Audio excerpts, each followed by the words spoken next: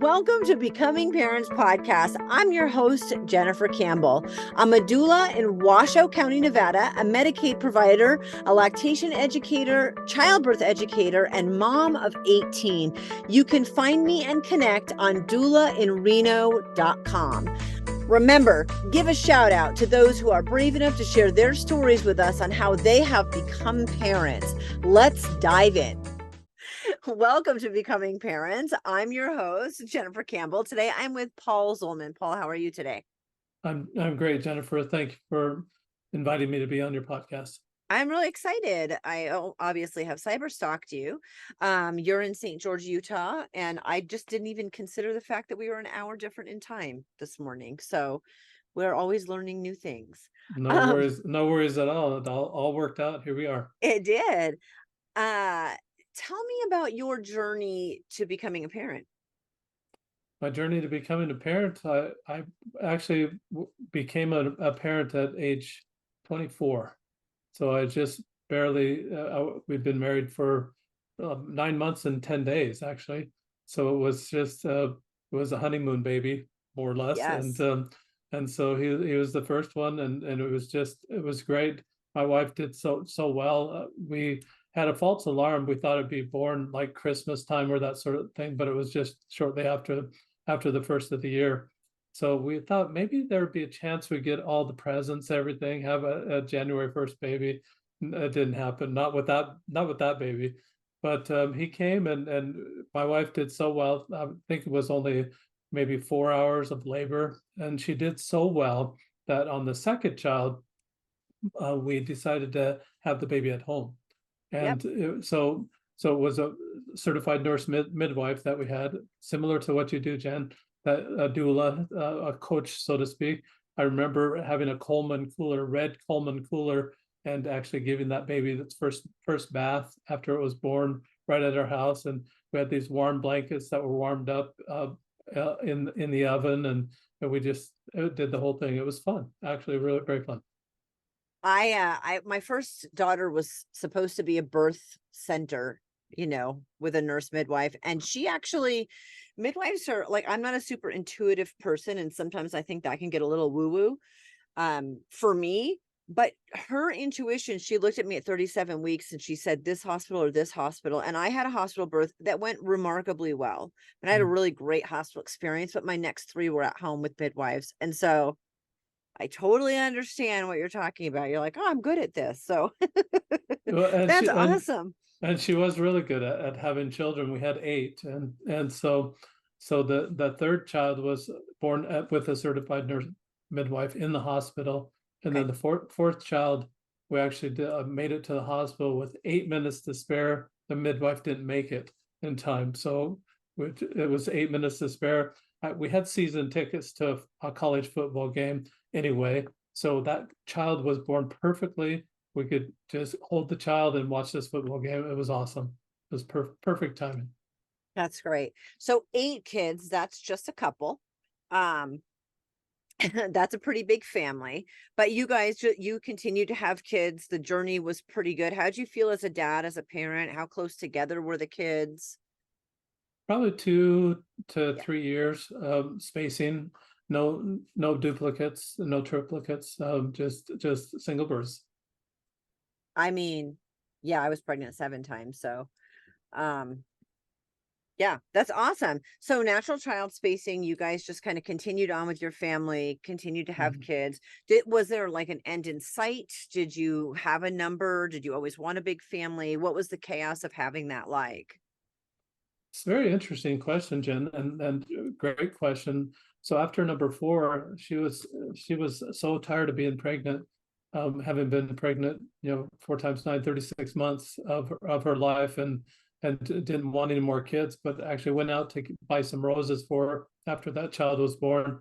Came back and really had a premonition. There are 2 more sons that need to be born. Well, of course, the next 2 were daughters. So we had to keep going until we got the 2 more sons, and so 5 boys, 3 girls. Wow, that's great. That's awesome. Yeah, I didn't have a number in mind, but of course I was adding foster care into the mix. I think if I had thought of the number ahead of time, I would have never even considered having or taking some of the kids. So I'm glad that I didn't have that, because when you have a big family, I mean, you, you're dealing with it generally one at a time. So it's not like all of a Mhm. sudden there's 10 or 12 or 8 or Right. 6, I mean, that seems like a lot, but when you're adding one at a time, you sort of like, it's like boiling a frog. Hmm. So you got to start them in cold water. That was having kids, but you guys enjoyed yourselves, and you enjoyed having the kids, and parenthood was a happy thing. So it doesn't seem like there was any stress or friction around that. Parenthood was good. There were stressful times, obviously, and I found a little bit of my childhood, the dysfunction of my childhood, come out a little bit at those times. I would raise my voice, or I would spank, or do something that I vowed. When you're 17 years old and you know everything in the world, you make these vows to yourself that you're not going to be like your parents. And all 17-year-olds do that. They just don't want to be like their parents, unless it's obviously a very loving parent, then you absolutely want to emulate what they were. When my wife and I were dating, we actually discussed having maybe about 6 children. And then we're just overachievers, Jen. That's all it is. Just overachievers. I mean, if you have to overachieve at something, then way to Why go on not? that Why one. not? Yeah, why Yeah. not? Yeah. And that's interesting. You said, like, I had really hard pregnancies. I was really sick the first half. But then once I started to feel better around that 20-ish week, I love being pregnant, and delivery is hard. Don't get me wrong. Like, I am not minimizing how difficult it is or how much I loved the support that I had or any of that. But I loved that part. Like, that wasn't, I would have kept going probably. So I feel And that. my favorite thing about pregnancy was I saw my wife eating all these treats and eating 5 times a day. And I had this little FOMO, and I started eating and started eating. She had the babies. I still haven't had mine. So I've still got I look pregnant. And That's an interesting double standard in American society, that we do not need to go down that tangent. But when dad bods came out, I was like, don't even get me started. Don't even get me started, as a woman who's been pregnant several times and has really wanted to stay active and in shape. Like, please don't dad bod. Please don't. No, not fair. Doesn't count. It's a food baby. So yeah. I know that you had a shift in that marriage from the information in your show notes. Can you take me through that and subsequently, like, move us forward in that? Sure. So Jen, that's a great question. And what happened really was I grew up in an angry family. Really, they had all the put downs that if you put somebody down, it elevates you. That was the mentality. But Yeah. in that culture, there's no boundaries. So really, to learn boundaries was something new. The vocabulary is angry. All the words are angry. The humor's angry. It's all sarcastic, or it's just mean humor. And it was just all that you grow up in that type of atmosphere. You want to break out. And actually I did. I left home at age 17, went to live with my brother. He was very kind he had 2 children, small children at the time. And I just loved playing with the younger children. I'm number 10 of 11 children. So Okay. the generations are coming, we're sizing down a little bit. My grandfather had 19 children. My father only had 11. I only had 8. My children only have 3. I don't get this, Jennifer. Why can't I have more grandchildren? You have I children to have grandchildren, right?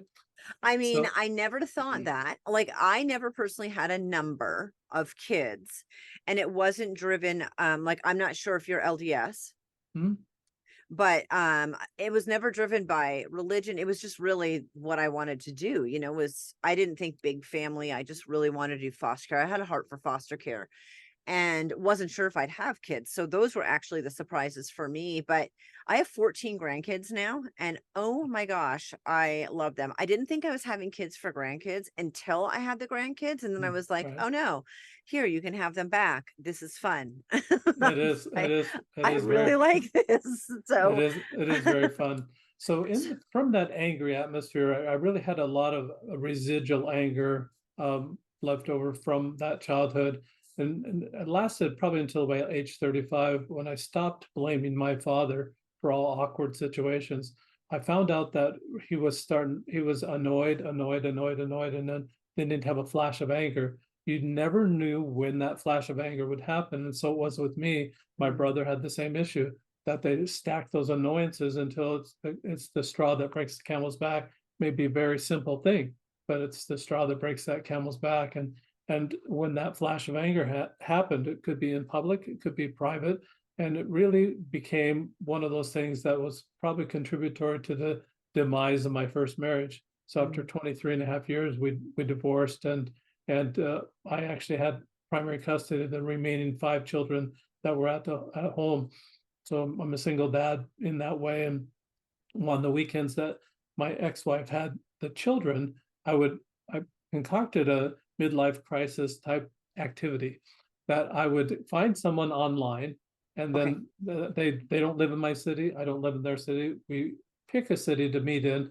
We call it destination dating, and it was a great time. I did it for probably about a year and a half. I went to Daytona Beach, Jacksonville, Florida, Atlanta, Columbia, Wow. South Carolina, Charlotte, North Carolina, New York City, Salt Lake City, Kansas City, Nashville, Phoenix, Las Vegas, Cabo San Lucas, a lot more places that I went. Spent a lot of money over a year and a half just going on the destination date, and it was really fun. But I didn't find anything, and so I thought I had a line on someone and had moved to Phoenix, and it just didn't work out. At that time, it was about 3.5 years after the divorce. Now my ex-wife wants primary custody of the remaining 3 children that are in the house. And she has an idea. She's moving back in with her parents that live in California. So she actually picks the children up and takes them back to California. I thought it was a really good idea because I didn't have, as number 10 of 11, I didn't have that opportunity to get to know my grandparents.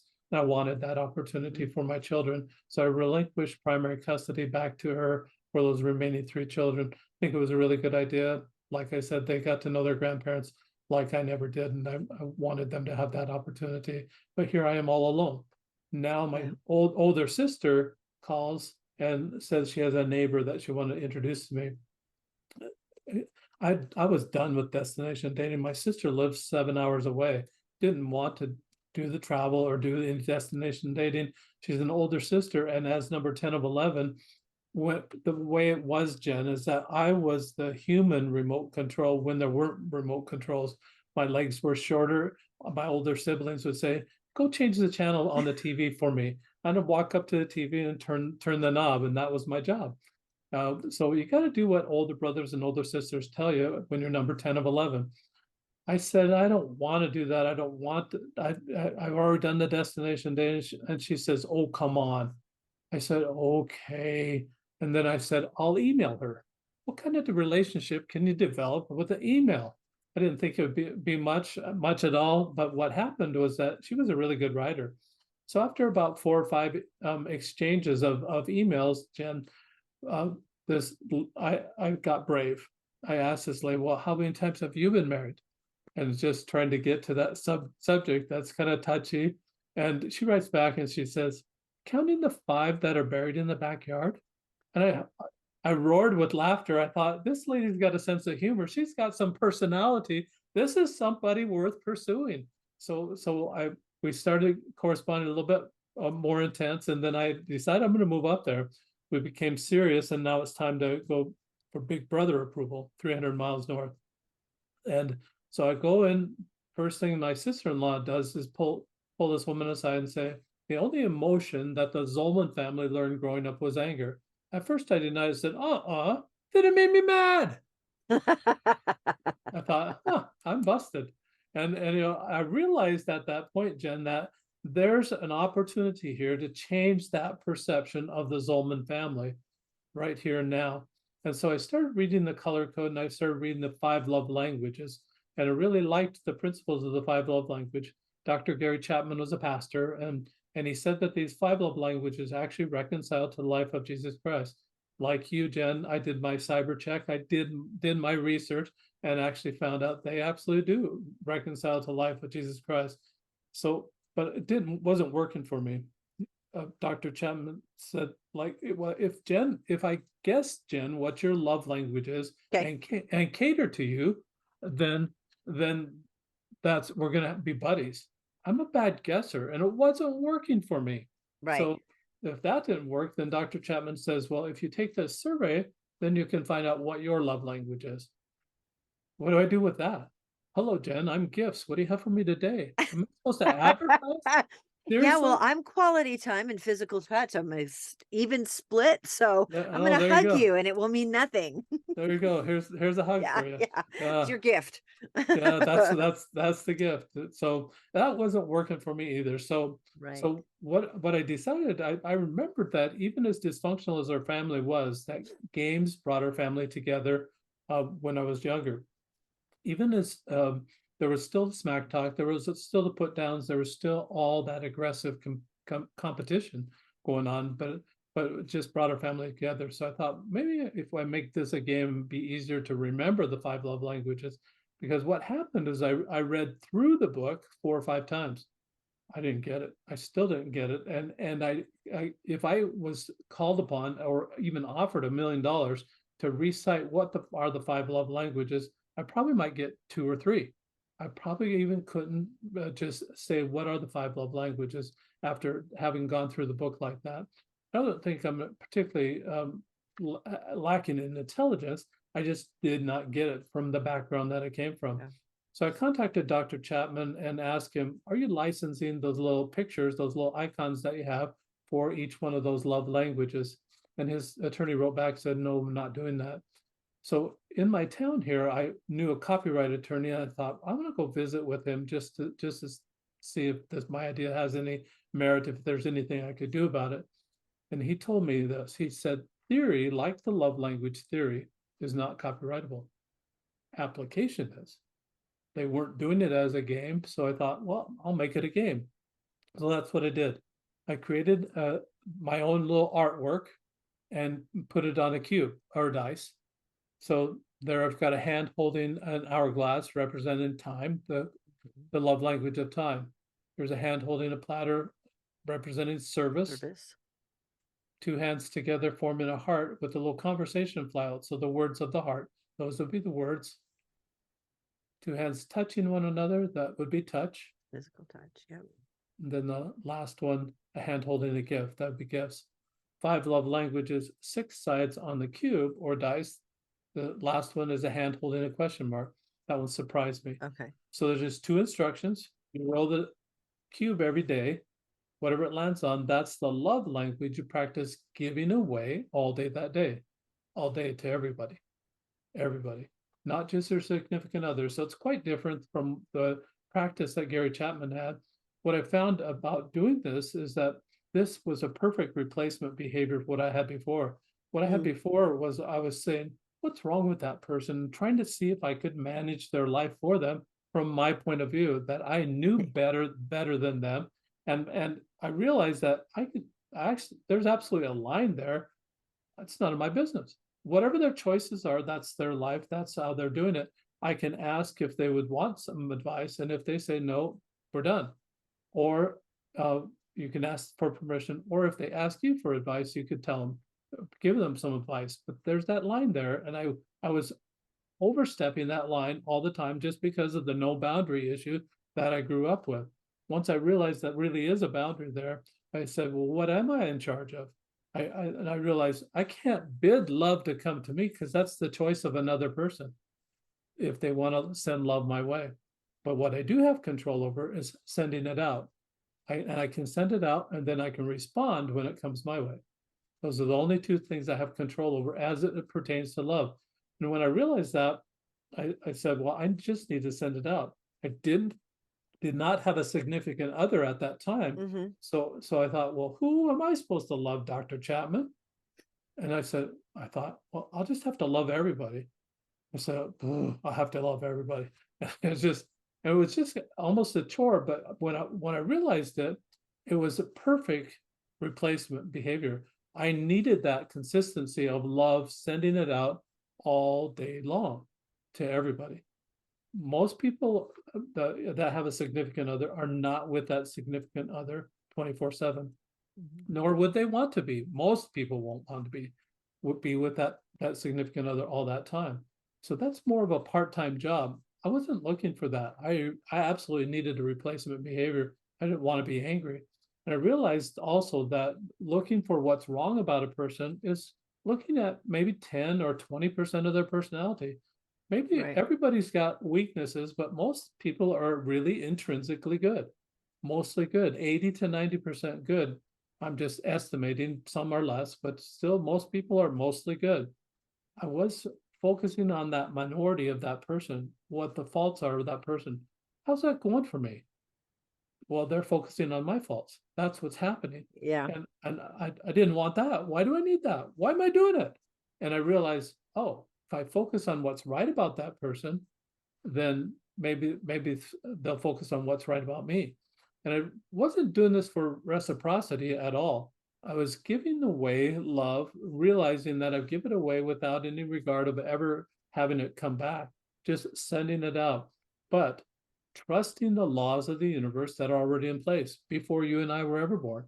The law of the harvest, karma, law of attraction, law of reciprocity, law of the polarity, any of those laws actually would bring love back to me by sending it out without any regard of looking for it coming back. It will come back. Just don't worry about it. Just have the faith that it will. So by doing that and doing it over a 30-day period, Jen, I was able to learn all 5 love languages Hmm. to give it away, learn them backwards and forwards. The best part about that, it actually improved my communication skills so that I could see it. I had that peripheral vision now that I could see it when it came my way. My way. Most people only see what they like, and they'll many times give away. And I agree with Dr. Chapman here. Most people will give away what they like in hopes that it'll come back. That's a transaction, and this is not the reality show of let's make a deal with love. It's not. It's absolutely not. Give it away without any regard of it coming back, and it will come back. Whatever happened with the woman that you met, because she was really pivotal in this basically business, the game. You have a book. I bought your book this Mhm. morning.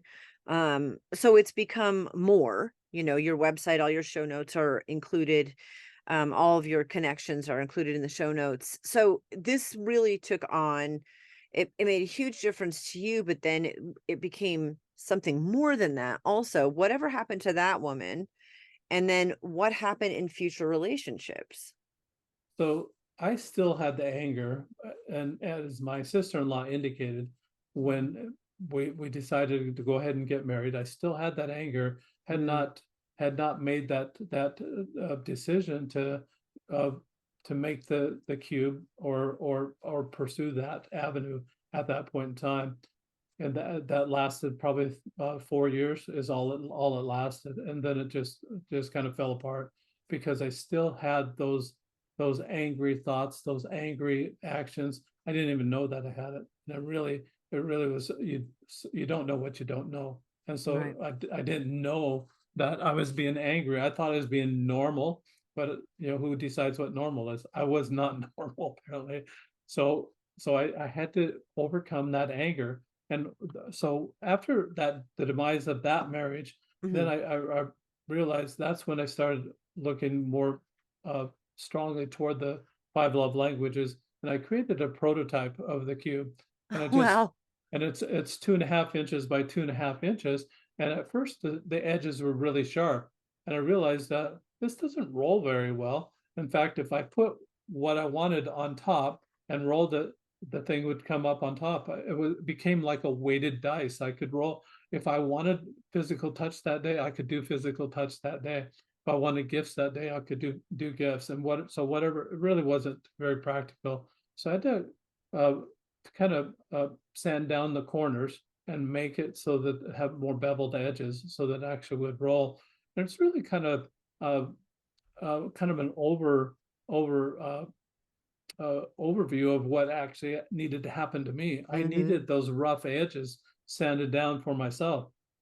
And as I'm rolling the die, this was the die that actually got me in the habit.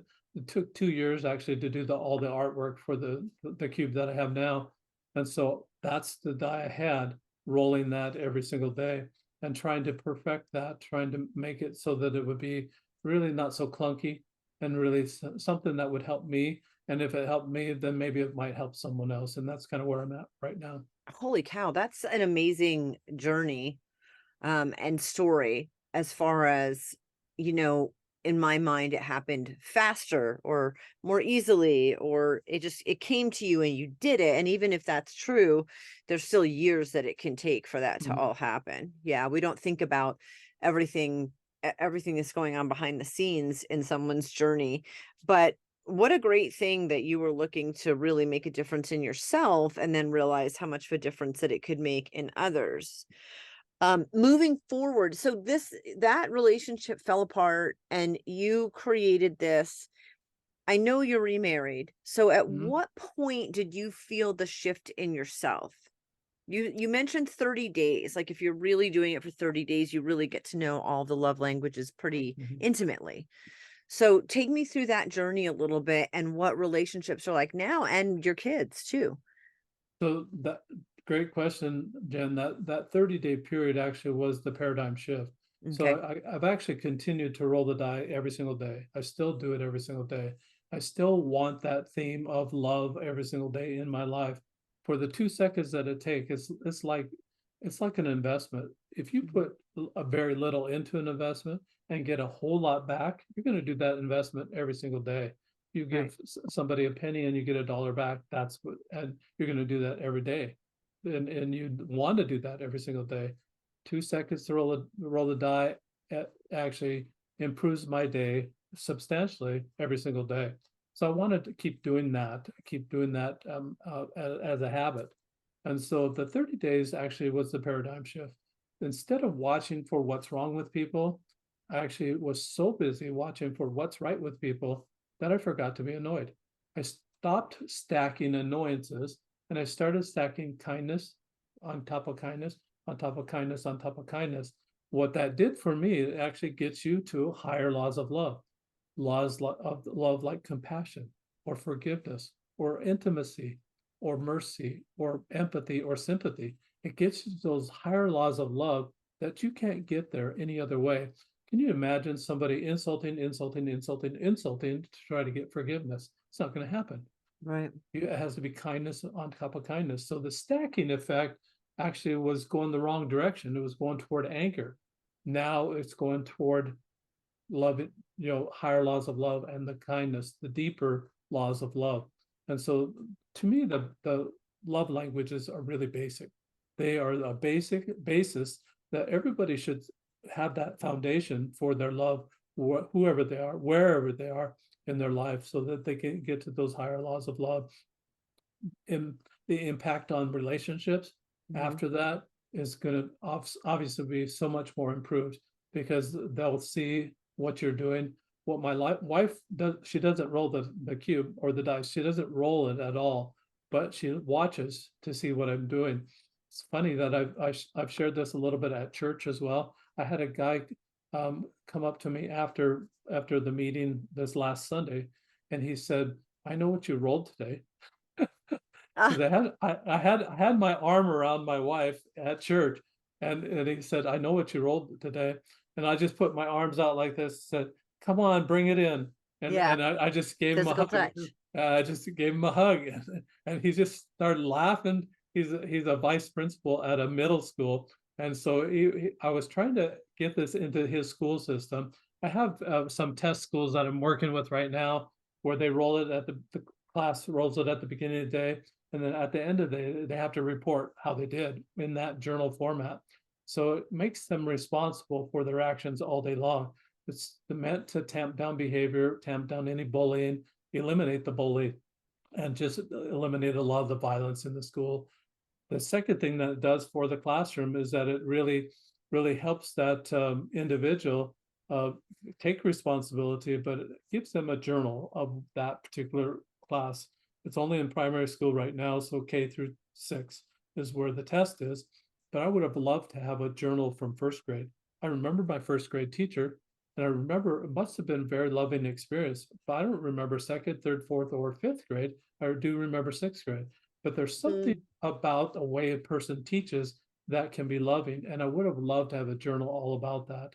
So that's kind of how we're testing it. And it absolutely improves your relationships all across the board, whether it's just acquaintances or friends or family or siblings or children. I mean, it's going to improve your relationships all across the board. Your kids are now, I'm guessing, all adults.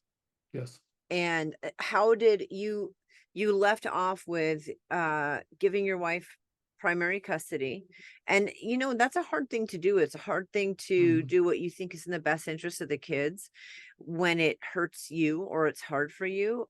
So I don't want to I want to make sure that I let you know like how important that is. And kind of as a message for people struggling with that, it's easy to be angry at an ex-spouse and in Mhm. that frame mindset of friction, but it's not always easy to say, oh, actually this would be the best for them, even though it's not the best for me. Mhm. They moved to California. What is the relationship like? I know you have grandkids now. Did this help and heal relationships from the past, especially with the kids? I don't know that you needed to do that, but I'm just kind of asking, this is a very different mindset for you compared to when you were raising them and married that first time. Yeah, that's it. I think that the from fast forward a little bit, that it actually has improved the relationship now at the hand over the baton to the ex-wife for those last three children. There's a lot of the older children that were upset that I'd done that, and the three younger children also a little bit upset at the beginning.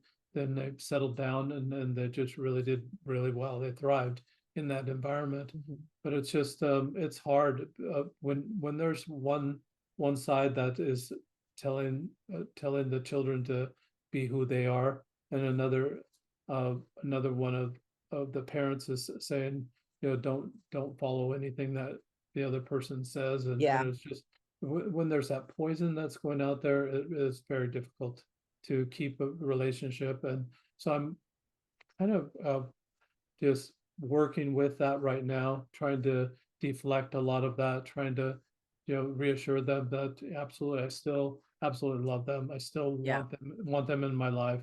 And I probably more now than ever, I would want them and want the grandchildren also in my life. And they are. For Yeah. the most part, they are. There are a few that are a few outliers that are just they're just they want to be mad. They choose to be Yeah. mad. I have a couple of those too. And And and they can be. it's perfectly their choice.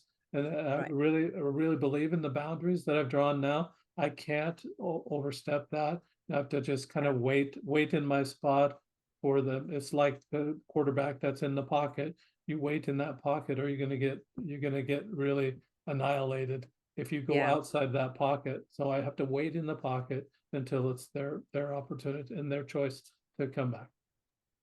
Well, thank you so much for being on and sharing your story and your journey and what you're doing and how pivotal that change can be in a really short amount of time.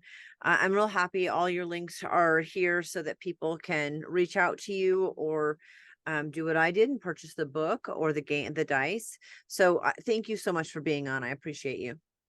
Thank you, Jen. It's been my pleasure, and blessings to you. Much love.